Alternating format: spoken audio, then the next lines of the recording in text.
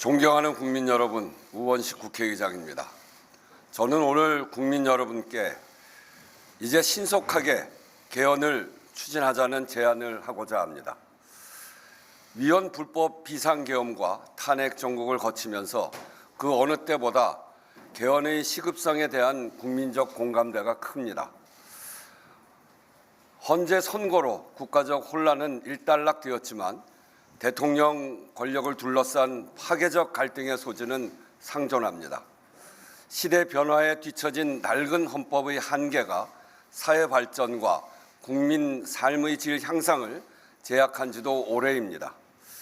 극단적 대결 정치를 끝내자는 정치개혁 요구, 국민 삶의 질을 바꾸자는 민주주의를 하자는 사회개혁 요구가 개헌으로 집약되고 있습니다. 개헌은 지난 4개월 극심한 갈등과 혼란으로 온 국민이 겪은 고초를 대한민국 대전환의 기회로 바꿔내자는 시대적 요구입니다. 그동안 대한민국이 쌓아온 모든 성취를 일거에 무너뜨릴 뻔한 비상계엄 사태는 막았지만 다시는 이런 일이 벌어질 수 없도록 근본적인 처방이 필요합니다. 비상계엄이 헌법의 잘못은 아닙니다만 이번 기회에 헌법을 보완해 구조적 방벽을 세워야 합니다. 민주주의를 지탱하는 견제와 균형의 원리가 헌법을 통해 작동하게 만드는 것이 핵심입니다.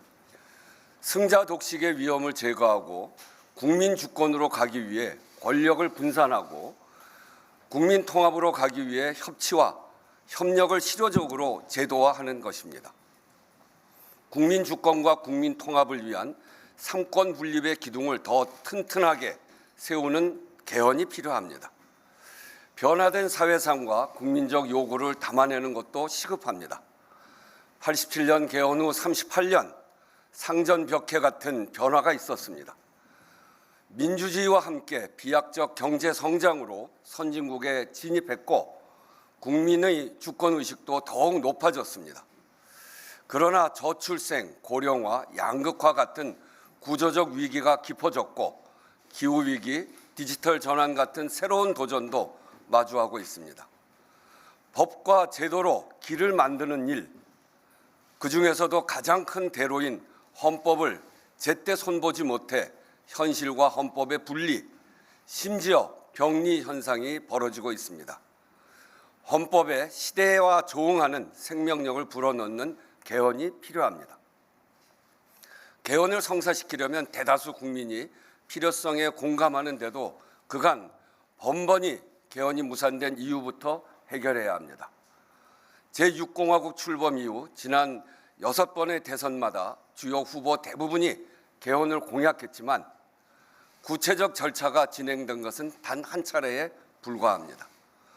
국회에서도 18대 2008년 이후 20년 가까이 공식적인 개헌 논의를 반복했지만 성사시키진 못했습니다. 정치 세력, 각자의 셈법이 다르고 이해관계가 부닥쳤기 때문입니다. 권력구조 개편 문제가 가장 컸습니다. 여야의 자리에 따라 정치 지형에 따라 셈법이 달랐습니다. 대통령 임기 초에는 개헌이 국정의 블랙홀이 될까 주저하고 임기 후반에는 레임덕으로 추진 동력이 사라집니다. 이 악순환을 반복하지 않으려면 새 대통령의 임기가 시작되기 전에 물꼬를 터야 합니다.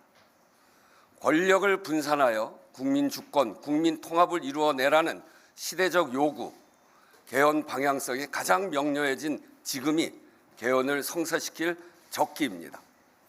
이번 대통령 선거일에 개헌 국민투표를 동시에 시행할 것을 제안합니다. 기한 내에 합의할 수 있는 만큼 하되 가장 어려운 권력구조 개편은 이번 기회에 꼭 하자는 것입니다. 부족한 내용은 내년 지방선거와 함께 2차 개헌으로 추진할 수 있을 것입니다. 대통령을 내 손으로 뽑겠다는 국민의 명령이, 열망이 1987년 직선제 개헌을 단기간에 성사시켰습니다. 지금 국민의 열망은 극한 정치 갈등의 원인인 제왕적 대통령제, 승자 독식 정치 구조를 바꾸라는 것입니다. 이제는 국민이 직접 대표자를 선출하는 것만으로는 안 되고 대통령부터 국회까지 그 대표자들이 제대로 일하게 만들어야 한다는 것입니다.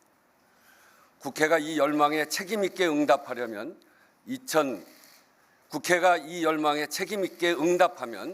2025년 국민주권, 국민통합개헌도 성사시킬 수 있습니다. 개헌이 성사되려면 두 가지가 필요합니다. 개헌을 추진하자는 정치사회적 합의와 구체적으로 합의할 수 있는 개헌안입니다. 둘 다 어느 정도 기반이 형성되었다고 판단합니다. 사회 각계는 물론이고 각 정당에서도 개헌 추진에 적극 공감하는 소리가 높습니다. 개헌안에 대해서는 그간 많은 논의가 축적됐습니다. 어떤 안으로 갈지 선택만 하면 됩니다. 국회의장도 그동안 자문위원회를 운영하면서 국회 개헌특위가 구성되면 언제든 뒷받침할 수 있도록 준비해 왔습니다. 남은 과제는 개헌 절차에 들어가는 것입니다. 국회 각 정당의 개헌 투표를 위한 국민투표법 개정과 국회 헌법개정특위 구성을 제안합니다.